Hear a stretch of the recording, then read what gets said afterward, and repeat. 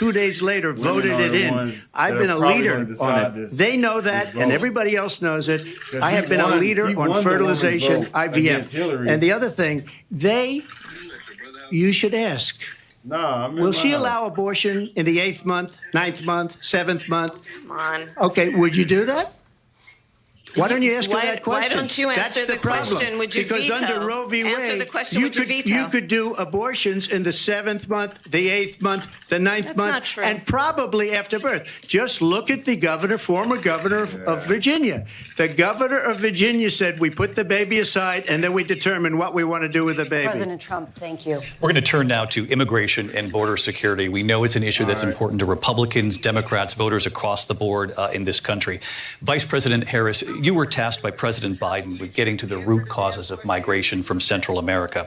We know that illegal border crossings reached a record high in the Biden administration. This past June, President Biden imposed tough new asylum restrictions. We know the numbers since then have dropped significantly. But my question to you tonight is, why did the administration wait until 6 months before the election to act? And would you have done anything differently from President Biden on this? So I'm the only person on this stage who has prosecuted transnational criminal organizations for the trafficking of guns, drugs, and human beings. And let me say that the United States Congress, including some of the most conservative members of the United States Senate, came up with a border security bill which I supported. And that bill would have put 1,500 more border agents on the border to help those folks who are working there right now overtime trying to do their job. It would have allowed us to stem the flow of fentanyl coming into the United States. I know there are so many families watching tonight who have been personally affected by the surge of fentanyl in our country. That bill would have put more resources to allow us to prosecute transnational criminal organizations for trafficking in guns, drugs, and human beings. But you know what happened to that bill? Donald Trump got on the phone, called up some folks in Congress, and said, kill the bill. And you know why? Because he'd prefer to run on a problem instead of fixing a problem. And understand, this comes at a time where the people of our country actually need a leader who engages in solutions, who actually addresses the problems at hand. But what we have in the former president is someone who would prefer to run on a problem instead of fixing a problem. And I'll tell you something, he's going to talk about immigration a lot tonight, even when it's not the subject that is being raised. And I'm going to actually do something really unusual, and I'm going to invite you to attend one of Donald Trump's rallies, because it's a really interesting thing to watch. You will see during the course of his rallies, he talks about fictional characters like Hannibal Lecter. He will talk about windmills cause cancer. And what you will also notice is that people start leaving his rallies early out of exhaustion and boredom. And I will tell you, the one thing you will not hear him talk about is you. You will not hear him talk about your needs, your dreams, and your desires. And I'll tell you, I believe you deserve a president who actually puts you first, and I pledge to you that I will. Vice President Harris, thank you. President Trump, on that point, I want to get your response. Well, I would like to respond. Let me just ask, though, why did you try to kill that bill, and successfully so, that would have put thousands of additional agents and officers on the border? First, let me respond as to the Please. rallies. She said people start leaving. People don't go to her rallies. There's no reason to go. And the people that do go, she's bussing them in and paying them to be there, and then showing them in a different light. So she can't talk about that. People don't leave my rallies. We have the biggest rallies, the most incredible rallies in the history of politics. That's because people want to take their country back. Our country is being lost. We're a failing nation. And it happened 3.5 years ago. And what's going on here, you're going to end up in World War III, just to go into another subject. What they have done to our country by allowing these millions and millions of people to come into our country, and look at what's happening to the towns all over the United States. And a lot of towns don't want to talk. It's not going to be Aurora or Springfield. A lot of towns don't want to talk about it because they're so embarrassed by it. In Springfield, they're eating the dogs, the people that came in. They're eating the cats. They're eating the pets of the people that live there. And this is what's happening in our country, and it's a shame. As far as rallies are concerned, as far as the reason they go is they like what I say. They want to bring our country back. They want to make America great again. It's a very simple phrase, make America great again. She's destroying this country. And if she becomes president, this country doesn't have a chance of success. Not only success, we'll end up being Venezuela on steroids. I just want to clarify here. You bring up Springfield, Ohio, and ABC News did reach out to the city manager there. He told us there had been no credible reports of specific claims of pets being harmed, injured, or abused by individuals within the immigrant community. Well, I've seen people on television. Let me just say here, this is the people on television say my dog was taken and used for food. So maybe he said that, and maybe that's a good thing to say for a city manager. I'm not taking this from television. But the people I'm on taking it from television the city saying their manager. dog was eaten by the people that went there. Again, the Springfield city manager says there's no evidence of that. Vice President Harris, I'll let you respond to the rest of what you've heard. You talk about extreme. This is, I think, one of the reasons why in this election, I actually have the endorsement of 200 Republicans who have formerly worked with President Bush, Mitt Romney, and John McCain, including the endorsement of former Vice President Dick Cheney and Congress member Liz Cheney. And if you want to really know the inside track on who the former president is, if he didn't make it clear already, just ask people who have worked with him. His former chief of staff, a four-star general, has said he has contempt for the Constitution of the United States. His former national security advisor has said he is dangerous and unfit. His former Secretary of Defense has said the nation, the republic, would never survive another Trump term. And when we listen to this kind of rhetoric, when the issues that affect the American people are not being addressed, I think the choice is clear in this election. President Trump, I'll give you a quick minute to respond here. Thank you, because when I hear that, see, I'm a different kind of a person. I fired most of those people. Not so graciously. They did bad things or a bad job. I fired them. They never fired one person. They didn't fire anybody having to do with Afghanistan and the Taliban and the 13 people who's were just killed, viciously and violently killed. And I got to know the parents and the family.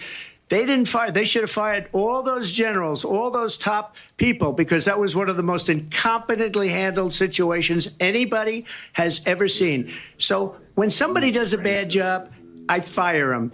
And you take a guy like Esper. He was no good. I fired him. So he writes a book. Another one writes a book. Because with me, they can write books. With nobody else can they. But they have done such a poor job, and they never fire anybody. Look at the economy. Look at the inflation. They didn't fire any of their economists. They have the same people. That's a good way not to have books written about you. But just to finish, I got more votes than any Republican in history by far. In fact, I got more votes than any president, sitting president in history by far. Let me continue on immigration. It was what you wanted to talk about earlier, so let's get back to your deportation proposal that the vice president has reacted to as well. President Trump, you call this the largest domestic deportation operation in the history of our country. You say you would use the National Guard. You say if things get out of control, you'd have no problem using the U.S. military. Police, yes. You also said you would use local police. How would you deport 11 million undocumented immigrants? I know you believe that number is much higher. Take us through this. What does this look like? Will authorities be going door to door in this country? Yeah, it is much higher because of them. They allowed criminals, many millions of criminals. They allowed terrorists. They allowed common street criminals. They allowed people to come in, drug dealers, to come into our country. And they're now in the United States and told by their countries like Venezuela, don't ever come back or we're going to kill you. Do you know that crime in Venezuela and crime in countries all over the world is way down? You know why? Because they've taken their criminals off the street and they've given them to her to put into our country. And this will be one of the greatest mistakes in history for them to allow.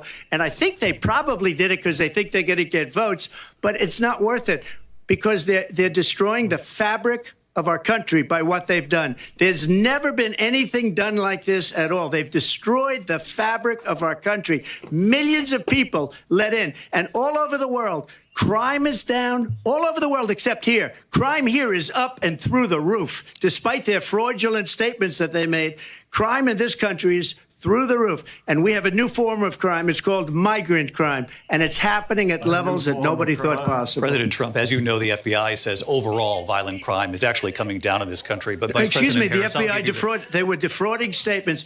They didn't include the worst cities. They didn't include the cities with the worst crime. It was a fraud, just like their number of 818,000 jobs that they said they created turned out to be a fraud. President Trump, thank you. I'll let you respond, Vice President Harris. Well, I think this is so rich coming from someone who has been prosecuted for national security crimes, economic crimes, election interference, has been found liable for sexual assault, and his next big court appearance is in November at his own criminal sentencing. And let's be clear where each person stands on the issue of what is important about respect for the rule of law and respect for law enforcement. The former vice president called for defunding federal law enforcement, 45,000 agents, get this, on the day after he was arraigned on 34 felony counts. So let's talk about what is important in this race. It is important that we move forward for the rule of law and respect for law enforcement. The former vice president called for defunding federal law enforcement, 45,000 agents. Get this, on the day after he was arraigned. I have a plan for address what we must do to support our small businesses, address bringing down the price of groceries. But frankly, the American people are exhausted with the same multi-playbook. Excuse me.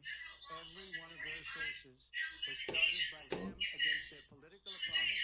And I'm winning most of them, and I will win the rest on appeal.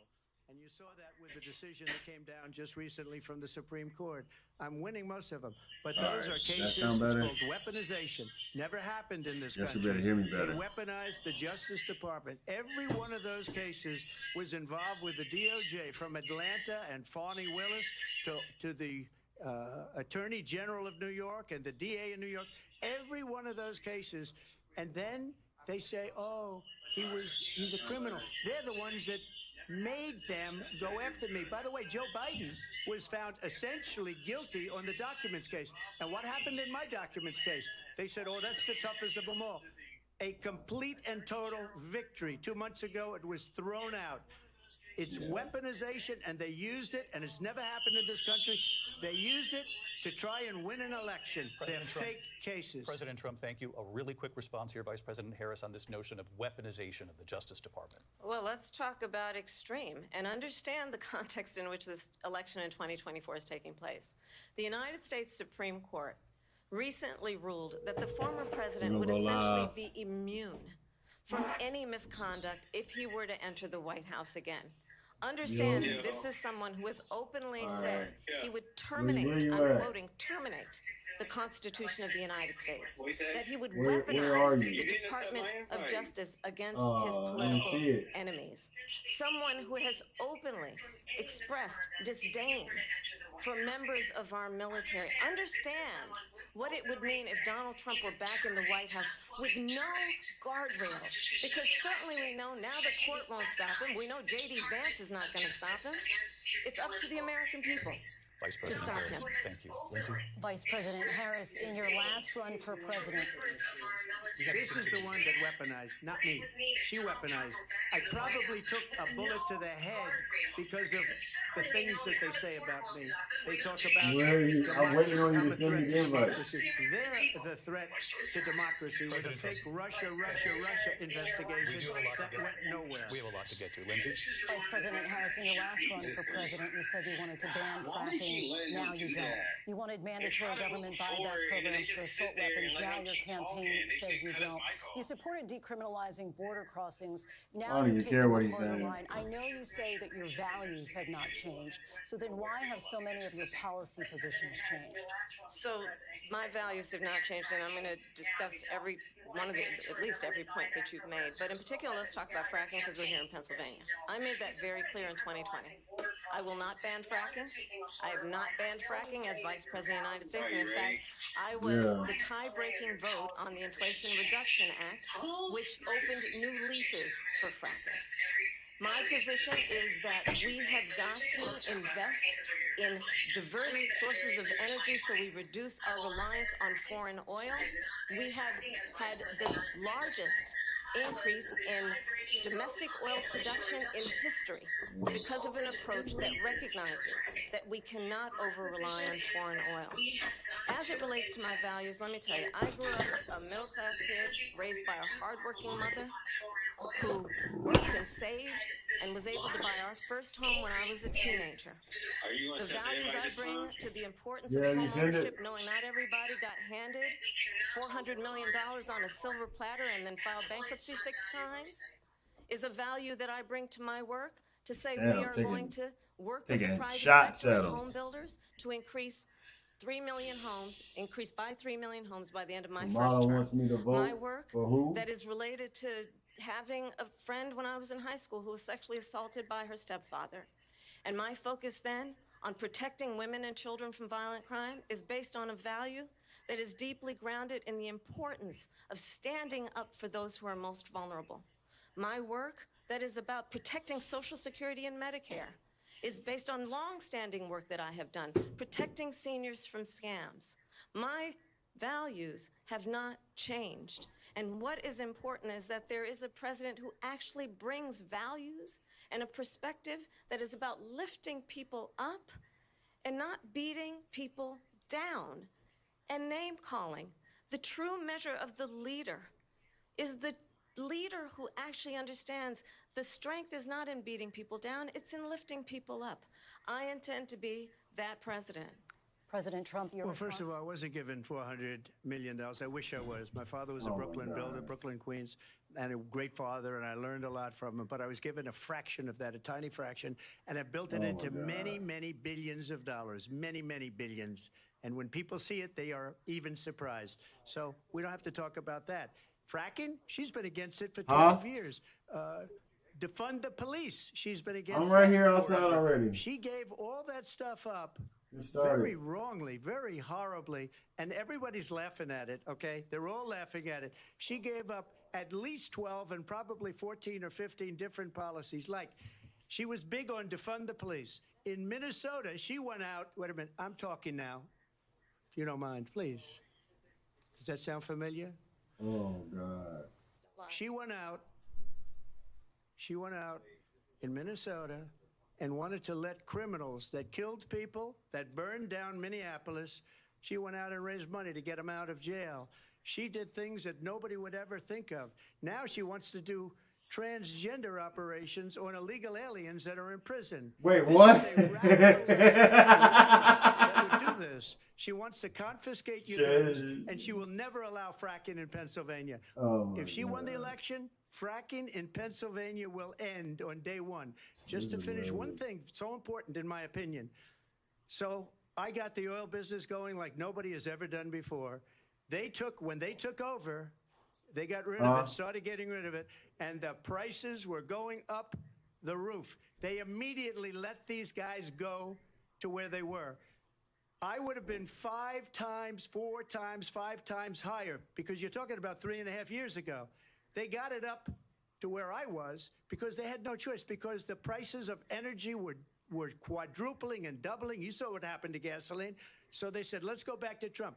But if she won the election, the day after that election, they'll go back to destroying our country, and oil will be dead, fossil fuel will be dead. We'll go back to windmills, and we'll go back to solar, where they need a whole desert to get some energy to come out of. You ever see a solar plant? By the way, I'm a big fan of solar, but they take 400, 500 acres of desert President soil. Trump, we have a These lot are of not good issues things that for we the have to get environment, to. as We're she out of time. understands. Thank you.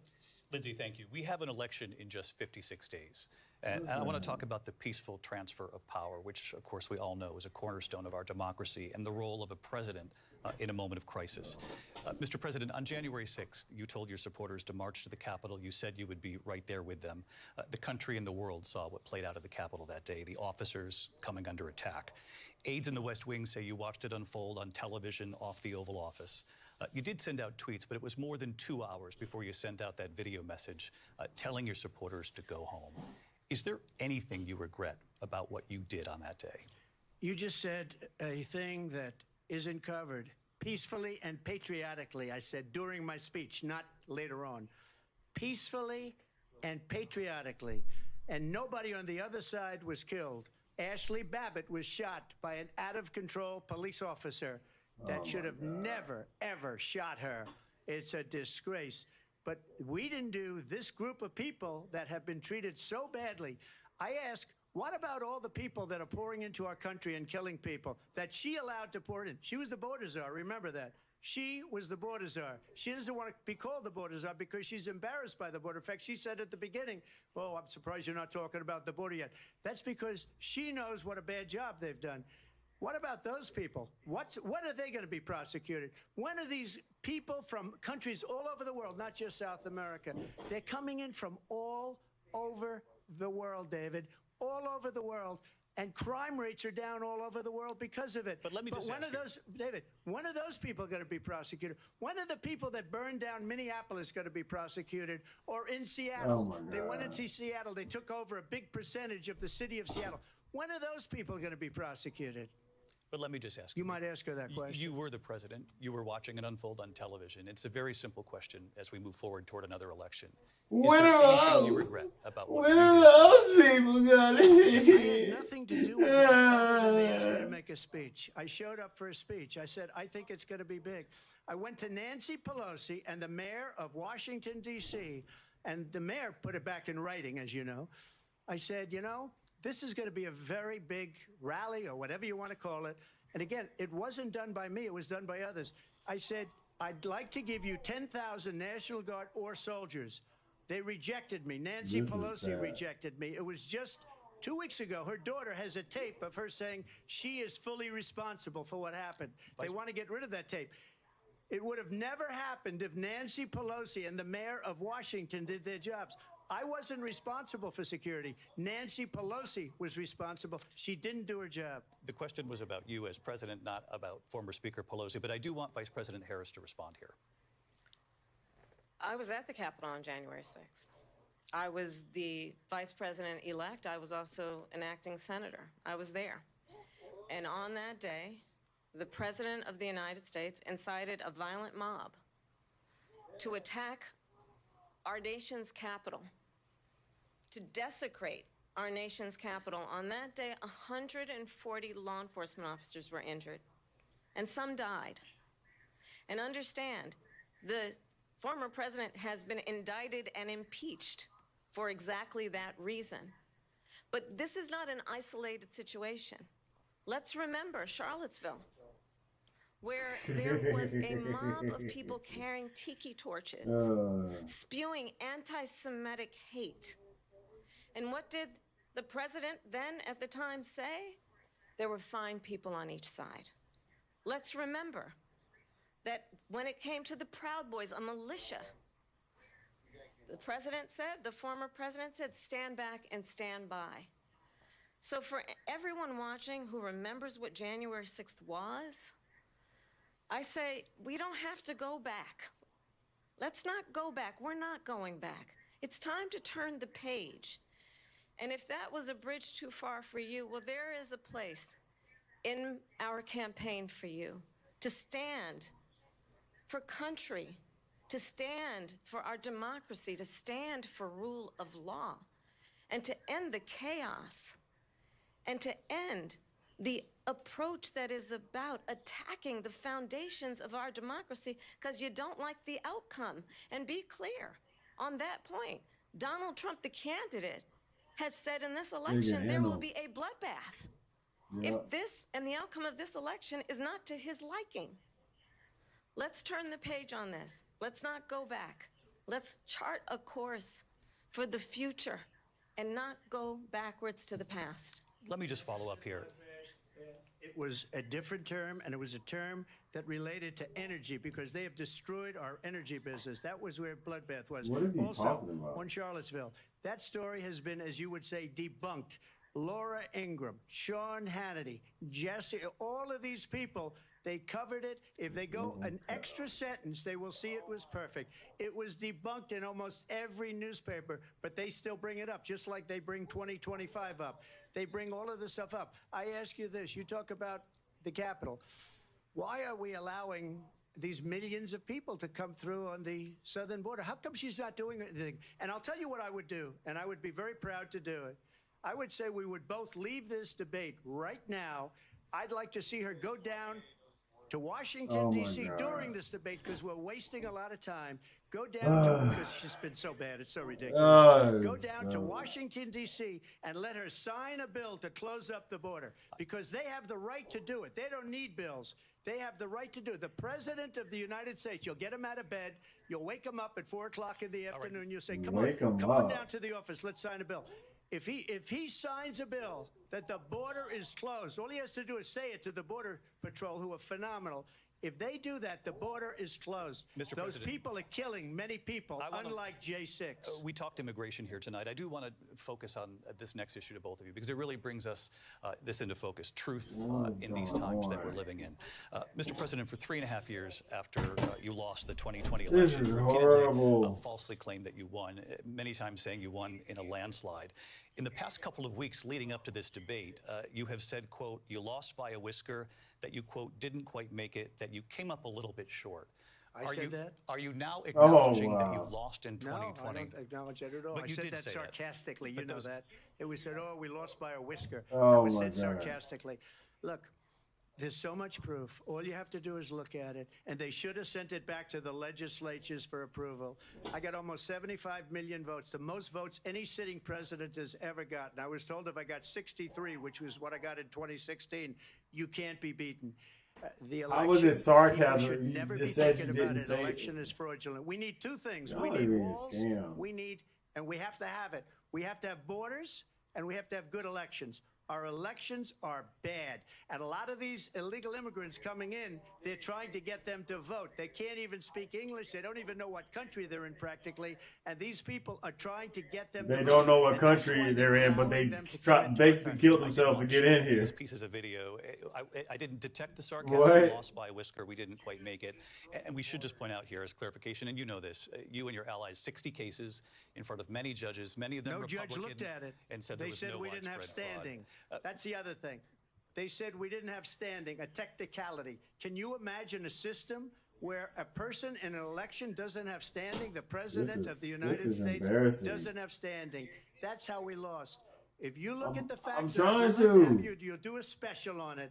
I'll show you Georgia, and I'll show you Wisconsin, and This I'll show is you sad. Pennsylvania, and I'll show you. We have so This is many an old facts and man statistics. on- But you know I what? don't even know That what's doesn't going on. matter, because we have to solve the problem that we have right now. That's old news. And the problem that we have right now is we have a nation in decline, and they have put it into decline. We have a nation that is dying, David. Mr. President, thank you. Vice President Harris, you heard the president there tonight. He said he didn't say that he lost by a whisker. So he still believes he did not lose the election that was won by President Biden and yourself. But I do want to ask you about something that's come up in the last couple of days. This was a post from President Trump about this upcoming election just weeks away. He said, when I win, those people who cheated, and then he lists donors, voters, election officials, he says will be prosecuted to the fullest extent of the law, which will include long-term prison sentences. One of your campaign's top lawyers responded saying, we won't let Donald Trump intimidate us. We won't let him suppress the vote. Is that what you believe he's trying to do here? Donald This Trump is was bad. fired by 81 million people. So let's be clear about that. And clearly he is having a very difficult time processing that. But we cannot afford to have a president of the United States who attempts, as he did in the past, to upend the will of the voters in a free and fair election. And I'm going to tell you that I have traveled the world as Vice President of the United States, and world leaders are laughing at Donald Trump. I have talked with military leaders, some of whom worked with you, and they say you're a disgrace.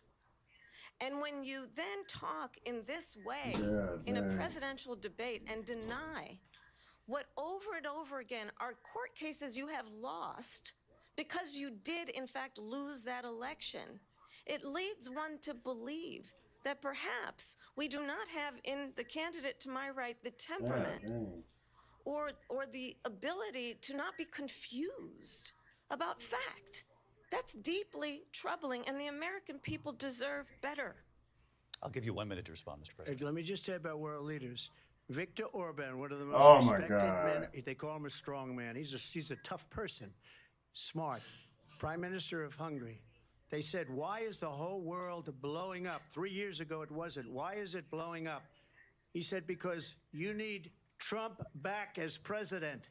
They were afraid of him. China was afraid, and I don't like to use the word afraid, but I'm just quoting him. China was afraid of him. North Korea was afraid of him. Look at what's going on with North Korea, by the way. He said Russia was afraid of him. I ended the Nord Stream 2 pipeline, and Biden put it back on day one, but he ended the XL pipeline. The XL pipeline in our country, he ended that. But he let the Russians build a pipeline going all over Europe and heading into Germany. Russia was the biggest afraid of pipeline you. in the It did world. what the hell they wanted to do. Viktor Orban said it. He said the most respected, most feared person is Donald Trump. We had no problems when Trump was president.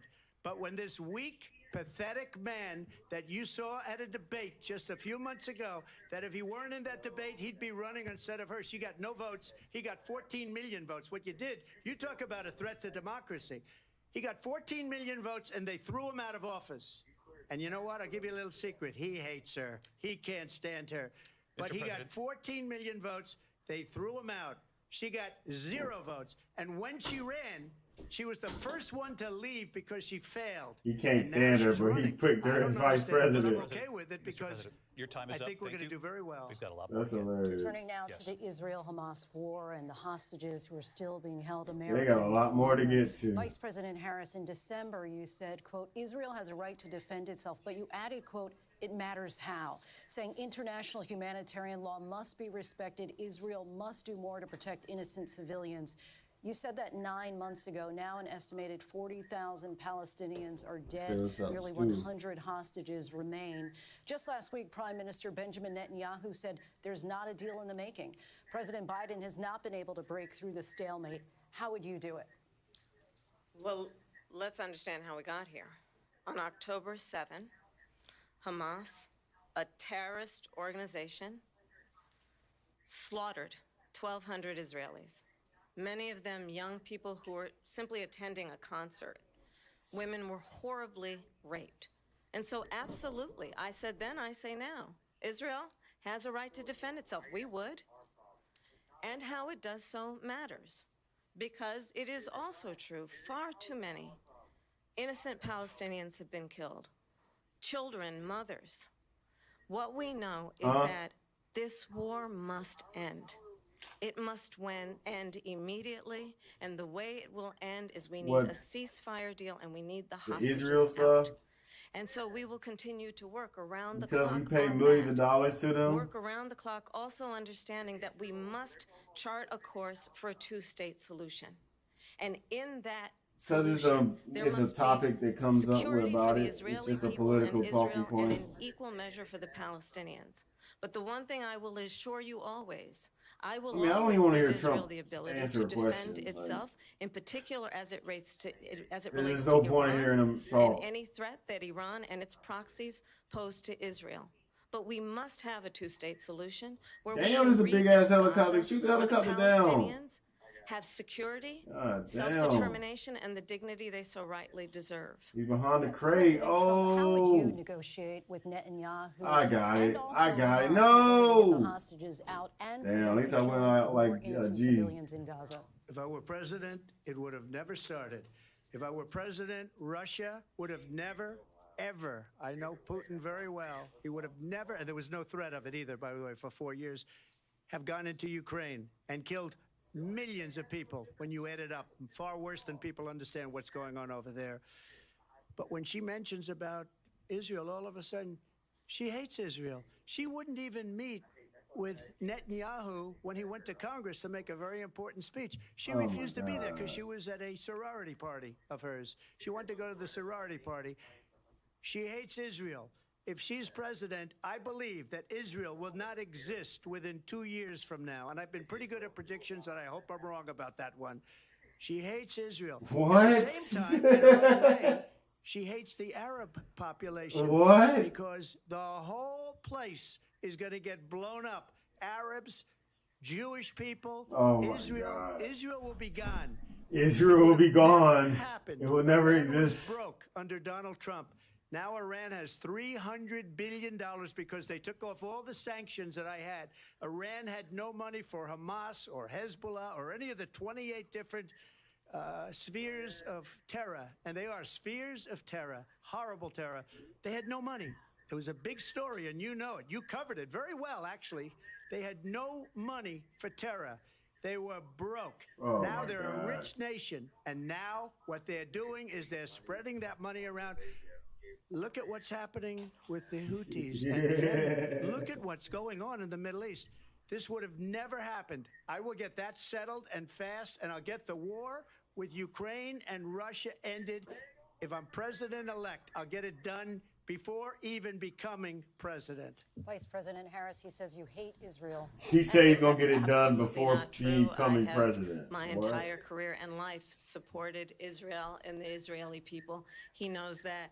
He's trying to, again, divide and distract from the reality, which is it is very well known that Donald Trump is weak and wrong on national security and foreign policy. It is well known that he admires dictators, wants to be a dictator on day one, according to himself. It is well known that he said of Putin that he can do whatever the hell he wants and go into Ukraine.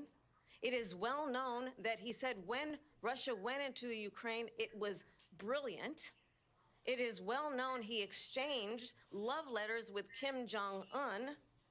And it is absolutely well known. He was afraid of you, but y'all was sending love notes to each other. Rooting for you to be president again because they're so clear. They can manipulate you with flattery and favors. And that is why so many military leaders who you have worked with have told me you are a disgrace. That is why we understand that we have to have a president who is not consistently weak and wrong on Vice national President security, Harris. including the importance of upholding and respecting in highest regard our military. Vice President Harris, thank you. And she's the one that caused it. Why The let threat him of talk? national security by allowing every nation last month for the year, 168 different countries sending people into our country. Their crime rates are way down. Putin Their in crime Russia rates? last week said, I hope she wins. And I think he meant it because He what can't he's even gotten talk away straight. with He's is flustered. absolutely incredible. It wouldn't have happened with me. The leaders of other countries think that they're weak and incompetent, and they are. They're grossly incompetent. And I just ask one question. Why does Biden go in and kill the Keystone Pipeline and approve the single biggest deal that Russia's ever made, Nord Stream 2, the biggest pipeline anywhere in the world going to Germany and all over Europe? Because they're weak and they're ineffective. And Biden, by the way, President gets paid Trump, a lot of money. Thank you. We have a lot of issues to get to. We'll be right back with much more of this historic ABC News presidential debate from the National Constitution Center right here in Philadelphia. Back in a moment.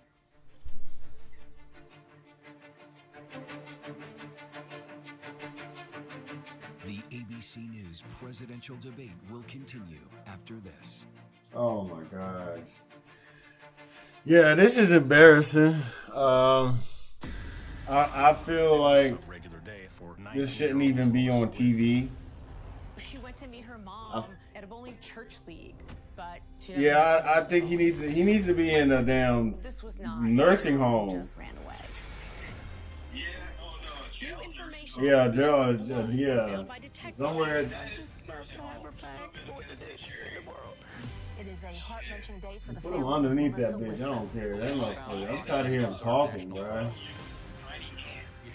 I'm tired of hearing him talking, bro. That's not even a man. That's a freaking child. We're actually finding key evidence that could have slipped through the cracks. You're looking for that game-changing peach. Last hours on this earth were probably the most horrific Yeah, personal it's experience. This beautiful young girl. Police It's will bad. find If out you what talking about Trump 2024, Only on Hulu. you're a bot. You're a bot. For real. You're worse than a bot. Yeah, I'd rather you be a bot. wild chick. You're a freaking Carmen was a bombshell. counter bot. An icon This is painful to watch. I don't even know if I should air it anymore. What y'all think? Baywatch was a whirlwind of epic highs and bitter lows. Everyone likes to watch sexy things. I can't even listen to this dude talk. You're 24. He's 54. Yeah. It just seemed like I had met my soulmate. You fired 4 times. Oh. Friday 2020 is all new. The 32-year-old former ballerina. Bruh, how many more stops do we gotta do? Here we go.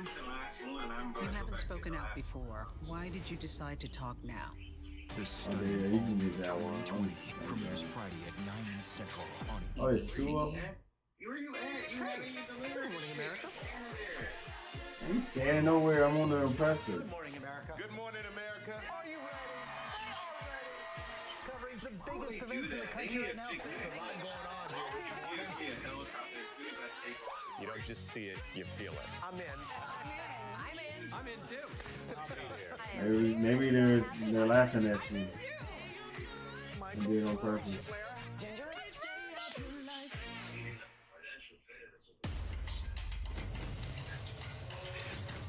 That's crazy. They got commercial It's not dog breaks. food. It's fresh pet. Do we even need to come back for the commercial break?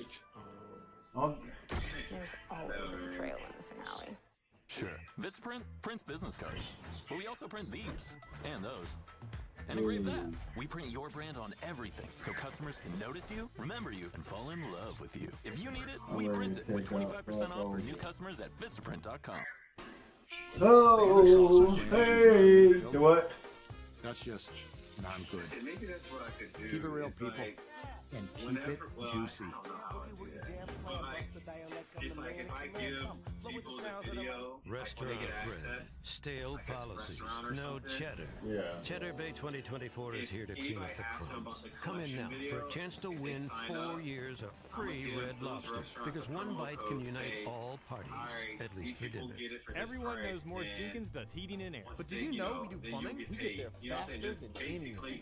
Give them commission off of it. The only problem is that, I mean, it's not a problem. Yeah, it's just for every user. So if they're paying $20 a month, I do a same thing as rubbing. You get $5, 25% of their subscription each month.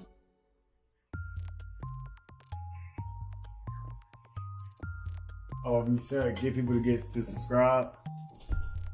You're streaming ABC News Live. What does it take to be the most watched newscast in America? Oh, yeah. Part of an operation. Is this our combat operations center? We're approaching the gate. Militants came in from. Hi. Appreciate you. Thank you. Ismail, David. ABC's World News Tonight with David Moore is America's most watched newscast. You're watching America's #1 streaming news. Keep streaming with ABC News Live. Maybe I should do it and make a PowerPoint tonight. I think I will. Live PowerPoint for from what? the National Constitution Center in Philadelphia, Pennsylvania. PowerPoint for what? Here again, David Muir and Lindsay Davis. Welcome back to this historic ABC News presidential debate tonight. We're going to continue here, and I want to turn to the war in Ukraine. We're now 2.5 years into this conflict. Mr. President, it has been the position of the Biden administration that we must defend Ukraine from Russia, from Vladimir Putin, to defend their sovereignty, their democracy, that it's in America's best interest to do so, arguing that if Putin wins, he may be emboldened to move even further into other countries.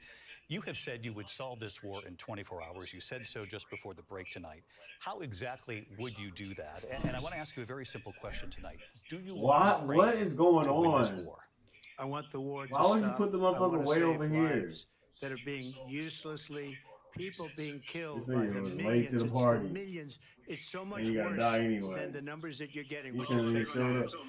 Look, we're in for 250 billion or more because they don't ask Europe, which is a much bigger beneficiary to getting this thing done than we are. They're in for $150 billion less because Biden and you don't have the courage to ask Europe like I did with NATO.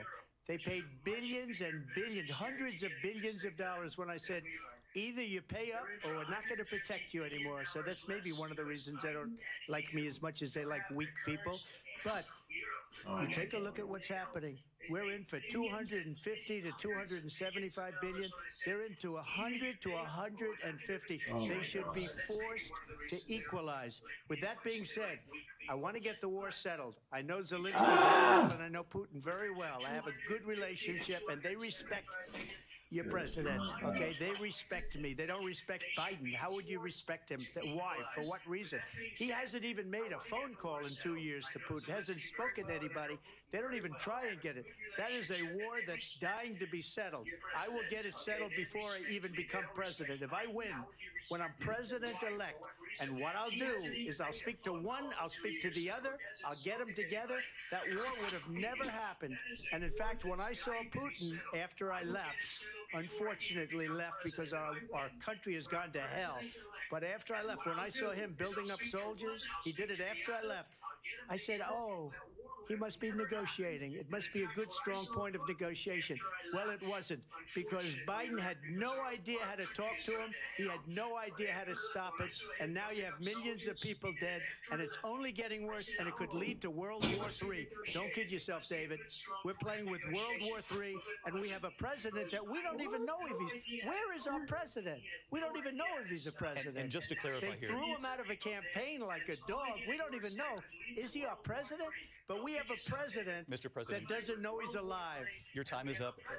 Just to clarify in the question, do you believe it's in the U.S. best interest for Ukraine to win this war, yes or no? I think it's the U.S. best interest to get this war finished and just get it done. All right. Negotiate a deal, because we have to stop all of these human lives from being destroyed. I want to take this to Vice President Harris. I want to get your thoughts on support for Ukraine in this moment, but also as Commander-in-Chief, if elected, how would you deal with Vladimir Putin, and would it be any different from what we're seeing from President Biden? Well, first of all, it's important to remind the former president you're not running against Joe Biden, you're running against me. I believe the reason that Donald Trump says that this war would be over within 24 hours is because he would just give it up. And that's not who we are as Americans. Let's understand what happened here. I actually met with Zelensky a few days before Russia invaded, tried through force to change territorial boundaries, to defy one of the most important international rules and norms, which is the importance of sovereignty and territorial integrity. And I met with President Zelensky. I shared with him American intelligence about how he could defend himself. Days later, I went to NATO's eastern flank, to Poland and Romania. And through the work that I and others did, we brought 50 countries together to support Ukraine in its righteous defense.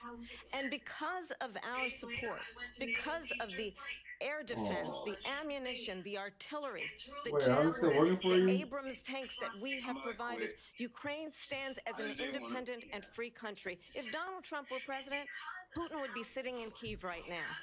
And understand what that would mean, because Putin's agenda is not just about Ukraine. Understand why the European allies and our NATO allies are so thankful that you are no longer president, and that we understand the importance of the greatest military alliance the world has ever known, which is NATO, and what we have done to preserve the ability of Zelensky and the Ukrainians to fight for their independence. Otherwise, Putin would be sitting in Kyiv with his eyes on the rest of Europe, starting with Poland. And why don't you tell the 800,000 Polish Americans right here in Pennsylvania how quickly you would give up for the sake of favor and what you think is a friendship with what is known to be a dictator who would eat you for lunch. Vice President Harris, thank you. We've heard from both of you on Ukraine tonight. Afghanistan came up in the last hour. I wanted her to respond to something you said earlier. And now, please, I'll give you a minute here. Putin would be sitting in Moscow, and he wouldn't have lost 300,000 men and women, but he would have been sitting in Moscow. Quiet, please. He would have been sitting in Moscow, much happier than he is right now. But eventually, you know, he's got a thing that other people don't have. He's got nuclear weapons. They don't ever talk about that. He's got nuclear weapons. Nobody ever thinks about that. And eventually, maybe he'll use them, and maybe he hasn't been that threatening. But he does have that, something we don't even like to talk about. Nobody likes to talk about it. But just so you understand, they sent her to negotiate peace before this war started. 3 days later, he went in and he started the war because everything they said was weak and stupid. They said the wrong things. That war should have never started. She was the emissary. They sent her in to negotiate with Zelensky and Putin, and she did. And the war started 3 days later. And that's the kind of talent we have with her. She's worse than Biden. In my opinion, I think he's the worst president in the history of our country. She goes down as the worst vice president in the history of our country. But let me tell you something. She is a horrible negotiator. They sent her in to negotiate. As soon as they left, Putin did the invasion. President Trump, thank you. You did bring up something. You said she went to negotiate with Vladimir Putin. Vice President Harris, have you ever met? Oh my God, this man was stroking Putin's fucking shaft. That whole time, like, what are we listening to? When I went to meet with President Zelensky, I've now met with him over 5 times. The reality is, it has been about standing as America always should, as a leader upholding international rules and norms, as a leader who shows strength, understanding that the alliances we have around the world are dependent on our ability to look out for our friends and not favor our enemies because you adore strongmen instead of caring about democracy. And that is very much what is at stake here. The President of the United States is commander-in-chief. And the American people have a right to rely on a president who understands the significance of America's role and responsibility in terms of ensuring that there is stability and ensuring we stand up for our principles and not sell them for the benefit of personal flattery. You talked about Ukraine and Vladimir Putin. I do want to talk about Afghanistan. It came up in the first hour of this debate. I want to move on to Afghanistan. Trump did the most amazing thing I've ever seen. He got I got 4 things to sell. 28 countries at the time to pay up. He said, I've never seen. He's the head of NATO. He said, I've never seen. For years, we were paying almost all of NATO. We were being ripped off by European nations, both on trade and on NATO. I got them to pay up by saying one of the statements you made before, if you don't pay, we're not going to protect you. Otherwise, we would have never gotten it. He said it was one of the most incredible jobs that he's ever seen done. Thank you. I want to turn to Afghanistan. It came up in the first hour of the debate, and we witnessed a poignant moment today on Capitol Hill, honoring the soldiers who died in the chaotic withdrawal from Afghanistan. I do want to ask the Vice President, do you believe you bear any responsibility in the way that withdrawal played out? Well, I will tell you, I agreed with President Biden's decision to pull out of Afghanistan. 4 presidents said they would, and Joe Biden did. And as a result, America's taxpayers are not paying the $300 million a day we were paying for that endless war. $300 million a day. There is not one member of the United States military who is in active duty in a combat zone in any war zone around the world the first time this century. But let's understand how we got to where we are. Donald Trump, when he was president, negotiated one of the weakest deals you can imagine. He calls himself a deal maker. Even his national security advisor said it was a weak, terrible deal. And here's how it went down. He bypassed the Afghan government. He negotiated directly with a terrorist organization called the Taliban. The negotiation involved the Taliban getting 5,000 Taliban terrorists released. And get this, the whole shit goes in. We're going to take a look at this debate, and we're going to talk about it afterwards. Invited the Taliban to Camp David, a place of storied We're doing a live significance watch. for us as Americans, a place where we honor the importance of American diplomacy. Go ahead, like and subscribe. Receive respected world leaders. We got a lot of content coming for you. This former president, as president, invited them to Camp David because he does not appreciate the role and this is the invited Osama bin Laden of the President of the United States to be commander-in-chief with a level of respect. Hilarious. And this gets back to the point of how he has consistently disparaged and demeaned members of our military, fallen soldiers, and the work that we must do to uphold the strength and the respect of the United States of America around the world. Vice President Harris, thank you. President Trump, your response to her saying that you began the negotiations with the Taliban. So if you take a look at that period of time, the Taliban was killing our soldiers, a lot of them, with snipers. And I got involved with the Taliban because the Taliban was doing the killing. That's the fighting force within Afghanistan. They don't bother doing that because you know, they deal with the wrong people all the time. But I got involved. And Abdul is the head of the Taliban. He is still the head of the Abdul. And I told Abdul, don't do it anymore. Don't do it anymore. You're going to have problems. And he said, why do you send me a picture of my house? I said, you're going to have to figure that out, Abdul. And for 18 months, send me a we had picture of my nobody house? killed. We did have an agreement negotiated by Mike Pompeo. It was a very good agreement. The reason it was good, it was we were getting out. We would have been out faster than them, but we wouldn't have lost the soldiers. We wouldn't have left many Americans behind, and we wouldn't have left. That's not even his name. $85 billion worth of brand new. That's what I was saying. Who the fuck is Abdul? Just to finish, they blew it. The agreement said you have to do this, this, and they didn't do it.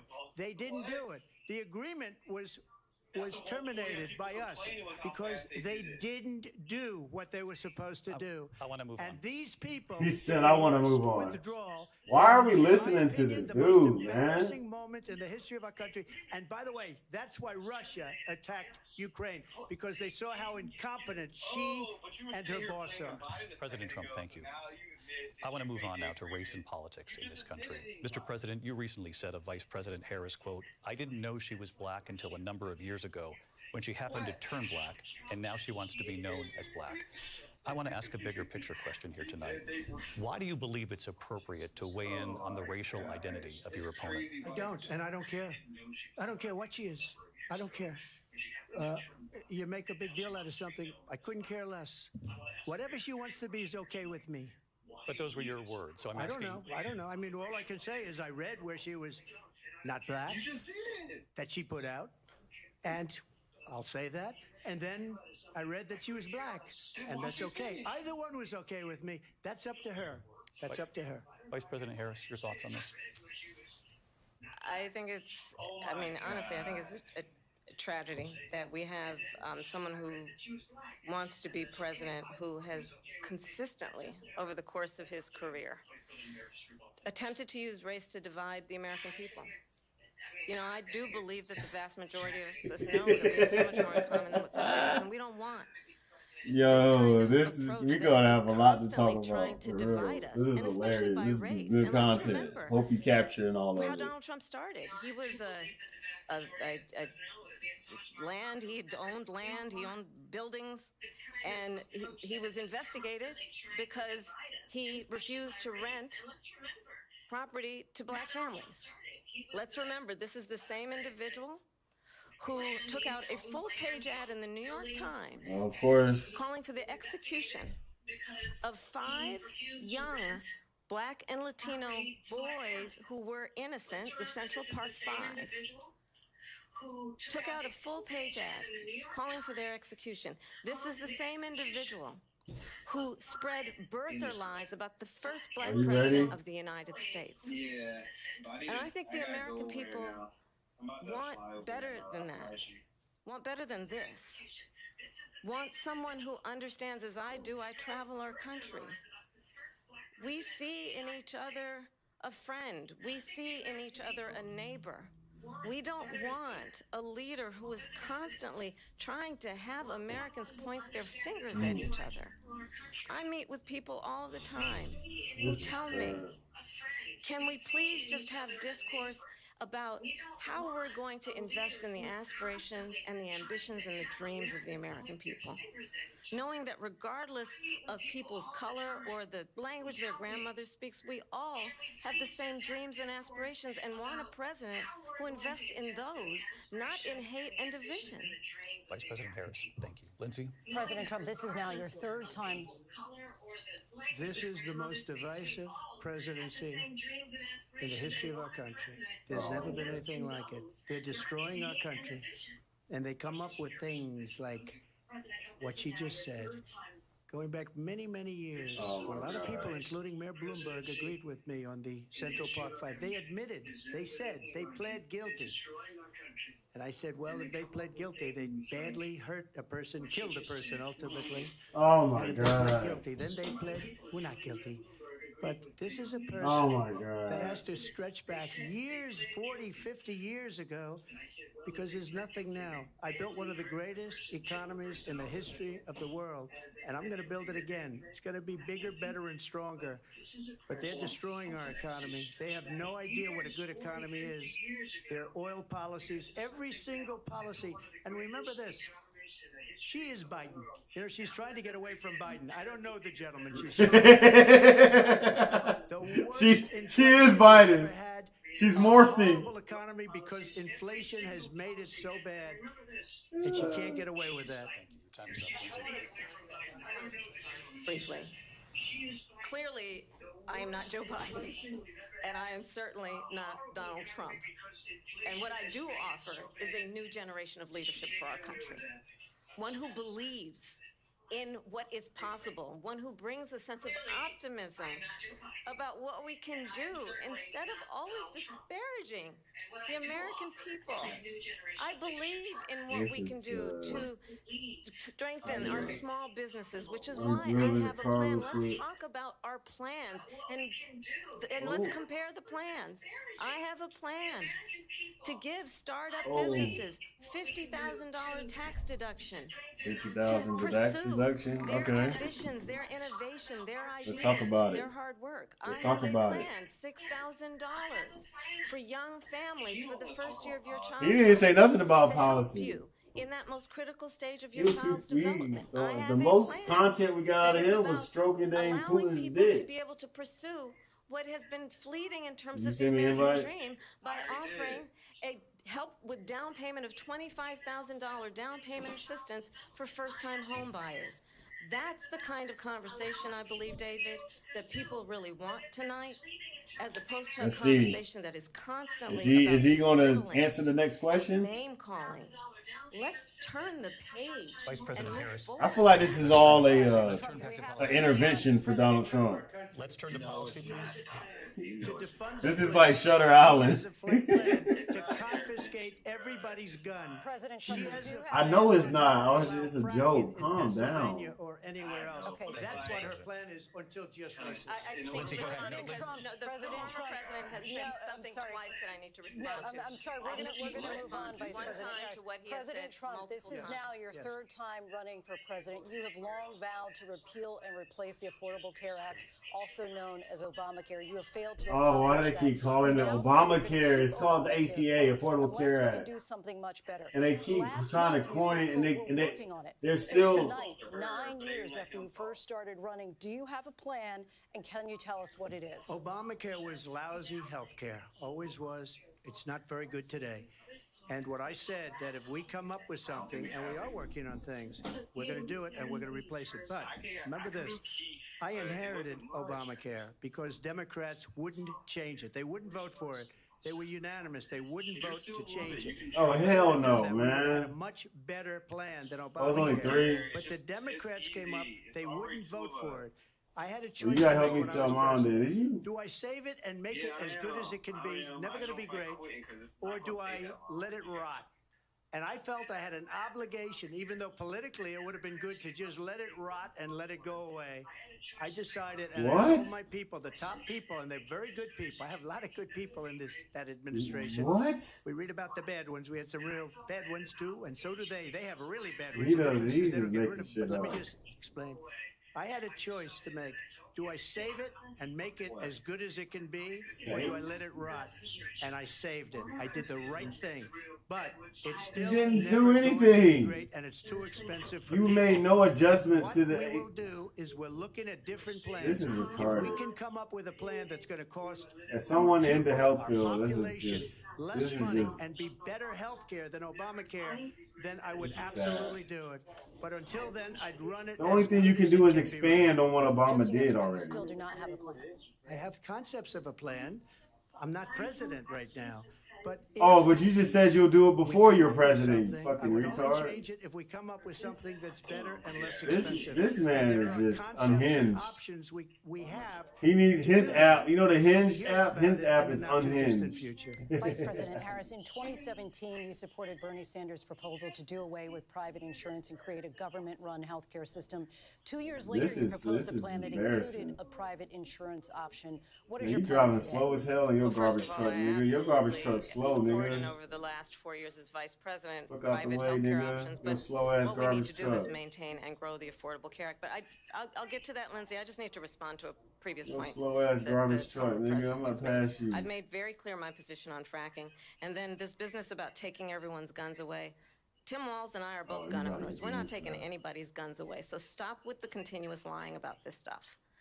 As it relates to the Affordable Care Act, understand, just look at the history to know where people stand.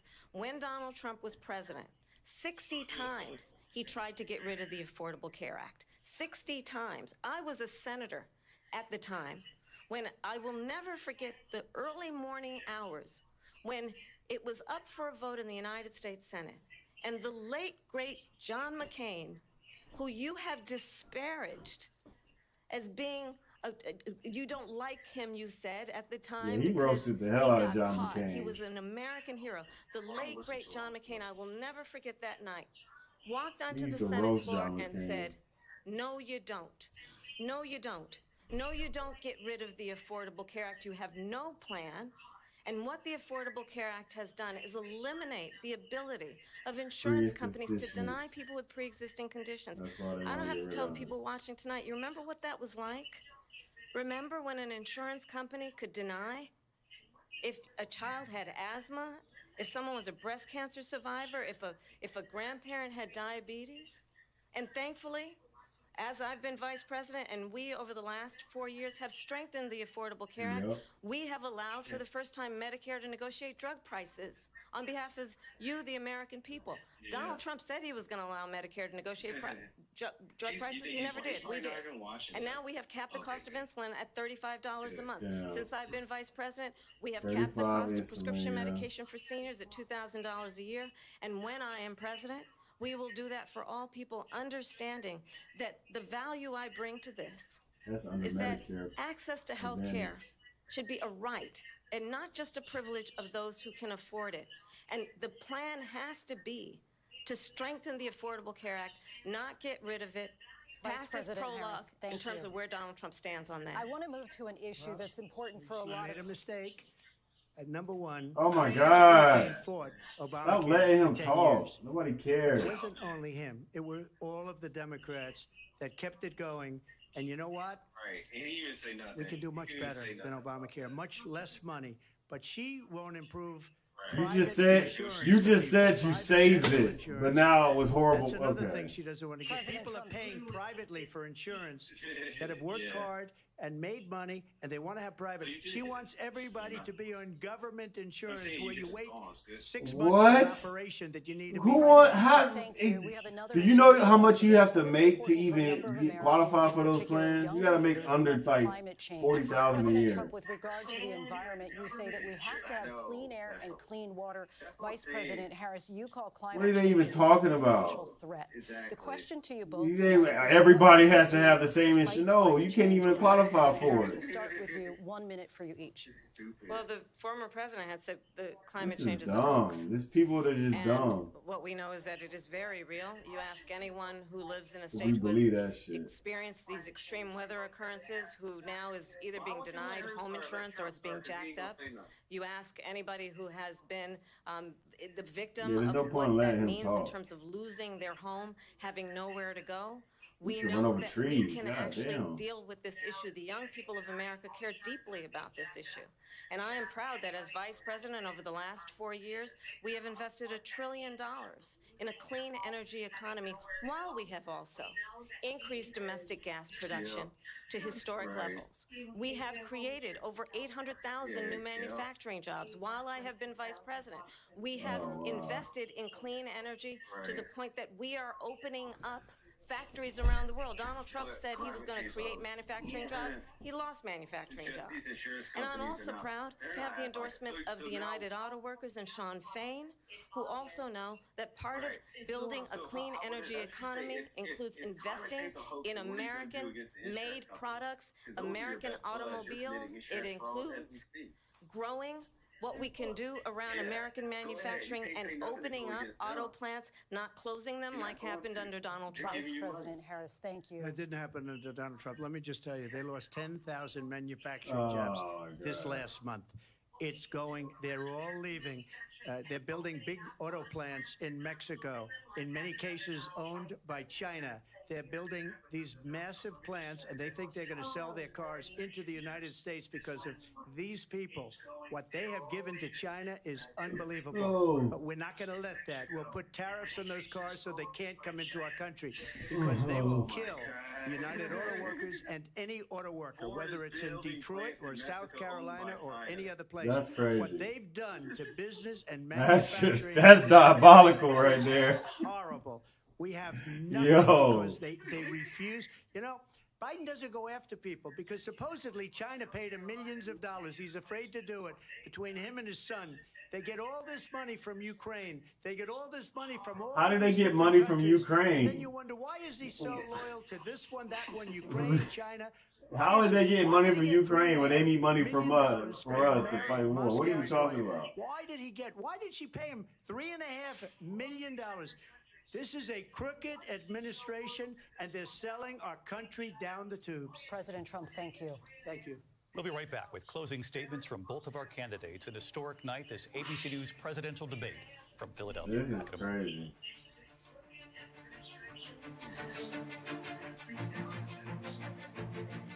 The ABC News presidential debate will continue. It's not over? It's still going on? It's 90 minutes of debate. It's still going on. It's not dog food. It's fresh pet. What the hell, man? I gotta roll the blunt up. There's always a betrayal in the finale. Vote. They shouldn't even continue this. When Red Lobster's biscuits rise, America thrives. So come in now. She's executing a baby right now. That's crazy. Because one bite can unite all parties. She's doing a baby execution Other right now. sausage brands use non-meat filling. I'm good. Keep it real, people. This is so.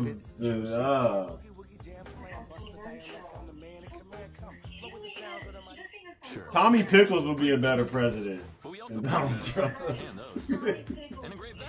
Tommy Pickles for president. So customers can notice you, remember you, and fall in love with you. If you need it, we The baby form, not the grown-up version. Vistaprint.com. Wait, we're in an Airheads commercial. Want to skip it? Well, you're right. Kamala is doing fine.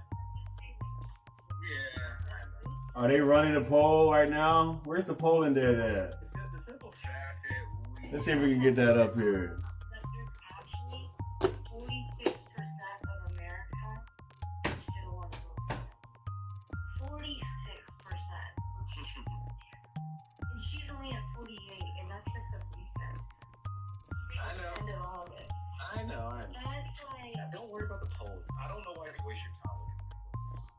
Well, we gotta look at the real-time polls.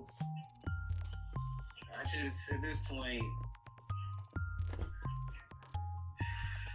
you know good. This is after summer. After this debate, what are we gonna be looking at?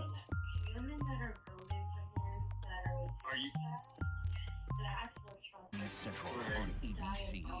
Nominations, mornings, evenings, late night, weekends, streaming I can't even look at it. Emmy nominations. Thank you for making ABC News America's #1 news. Get ready, America, every Friday. The hottest trends, styles, and must-have. What's the right stuff to buy right now? It's neck and neck, Todd. 48, 48, yeah. And save big time, too. The right stuff. Fridays on GMA. You're going to love it. This is Impact by Number. Are you kidding me? What's North Carolina like? Everybody around him was afraid of him. Harry describes having a secret abortion that not even her family knew about.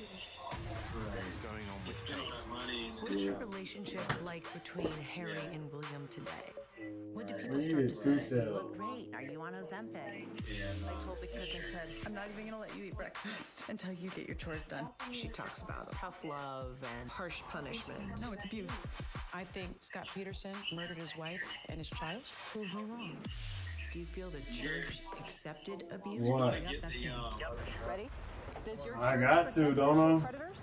How do you top the most watched season yet? I'm headed over there now, unless you can get there before me. Impact by Nightline. The all-new season premieres this September. I should have got the jet, man. If you were coming of age in the 1980s, the Brat Pack was near the center of your cultural. Oh, it's in the city. Oh, For those of okay. us experiencing it from the inside, Nigga, stop cussing, nigga. very different. If you have Brat Nigga, Pack name, I'm already looking at the map. I'm drop flying to it. Chill out. What a disaster. Why did we take it as an offense? I'm not gonna say we were the Beatles or anything. well, we didn't fill Shea Stadium. 1985. I Oh, think we could. man. Yeah, these polls are crazy. Let's go. We are heading into the unknown. Oh my God. We just saw what no one has seen before. It doesn't get any more cutting edge than this.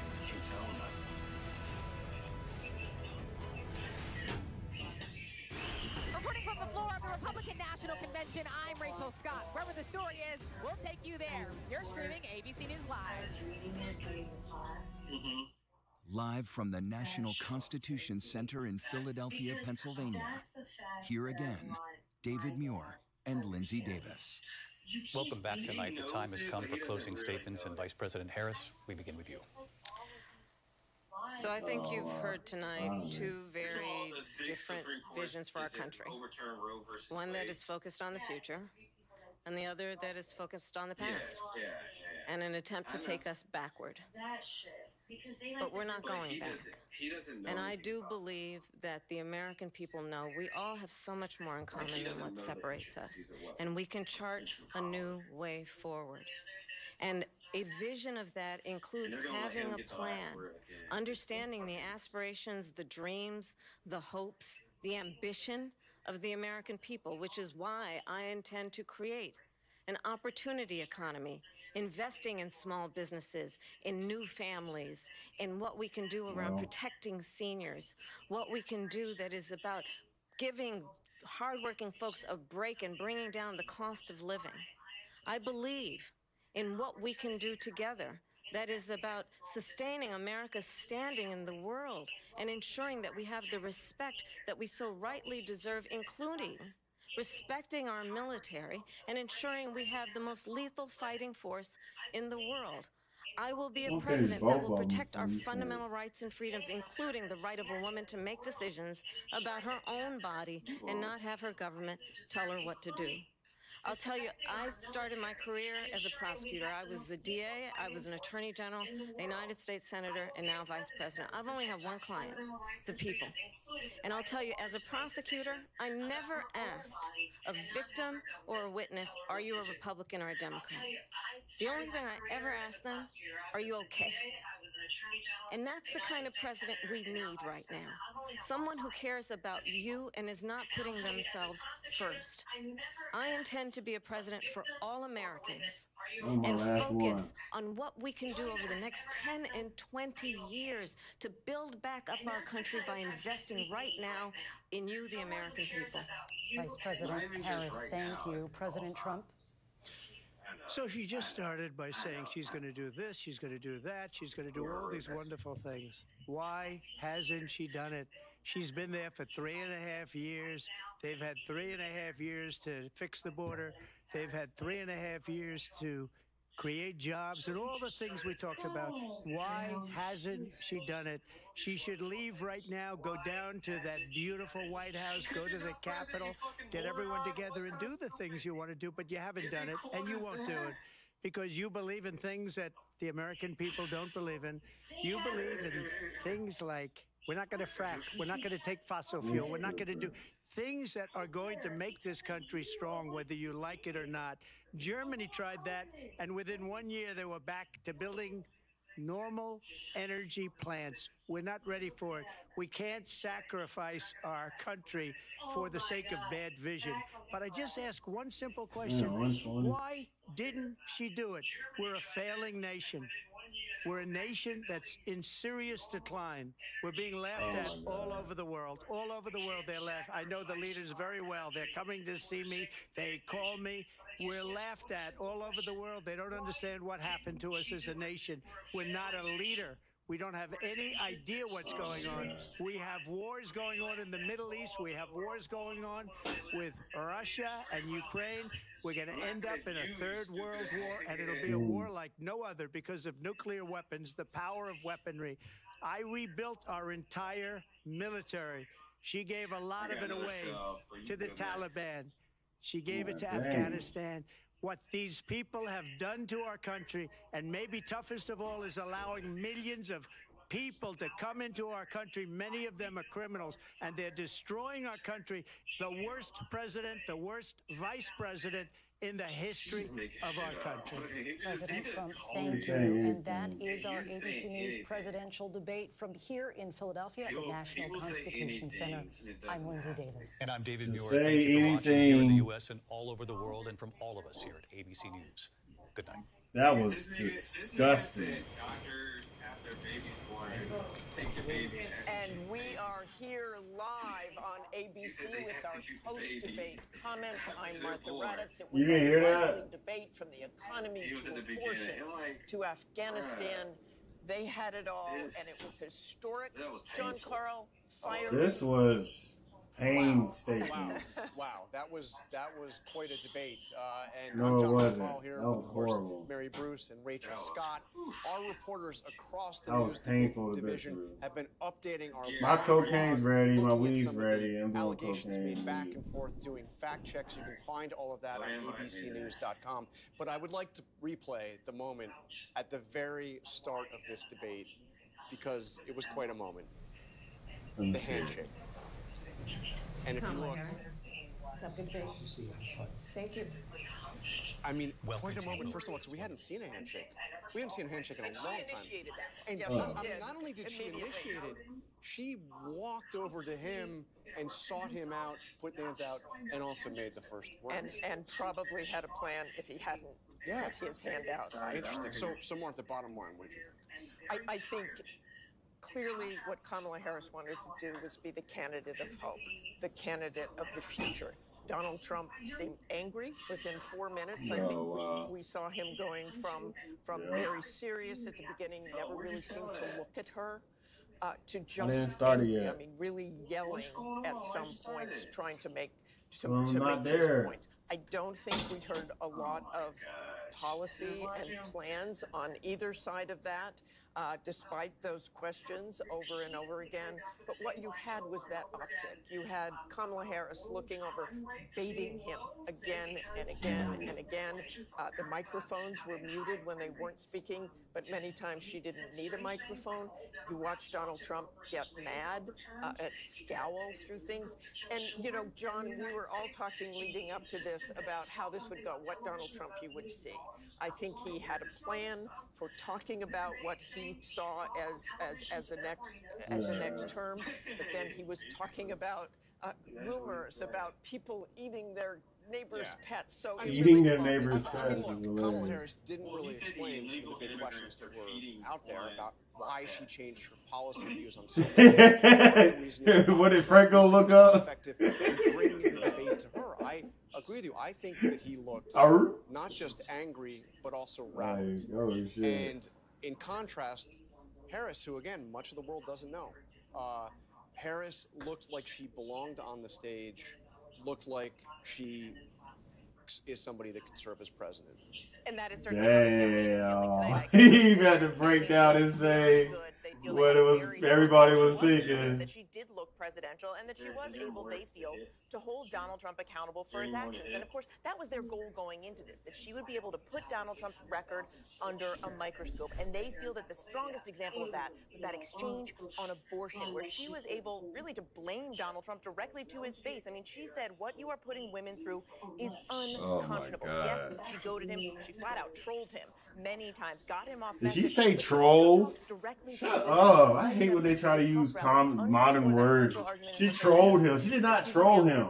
That she argues she's out for the American people. He trolled himself. Yeah, well, look, the Trump campaign is going to be seizing on the fact that Vice President Kamala The Harris people did talking not afterward. do a great job today really explaining her NBC. policy shifts, right? And that is what they have been seizing on. They're really trying ABC, to define yeah. her for voters when voters have a lot of questions about her She policy said she positions. says At the same time, though, almost every single thing that Vice President Kamala Harris said tonight got under Trump's skin. And that is exactly what his allies and his advisors did not want to rolling see. like a pit shot. Chevy tuned up like a NASCAR pit stop. Was people eating dogs in Springfield or comparing rally sizes. They wanted him to stay focused on the issues, especially the ones that he has an edge on Harris, economy and immigration. I mean, you want to get under Donald Trump's skin, you question the people at his rallies. And that was something else. Martha, you have? I have with us right now Governor Get in the Tim boat, Walz, of course, fool. the Democratic vice presidential candidate. Welcome, Governor Walz. How are you feeling? What's your reaction to the debate tonight?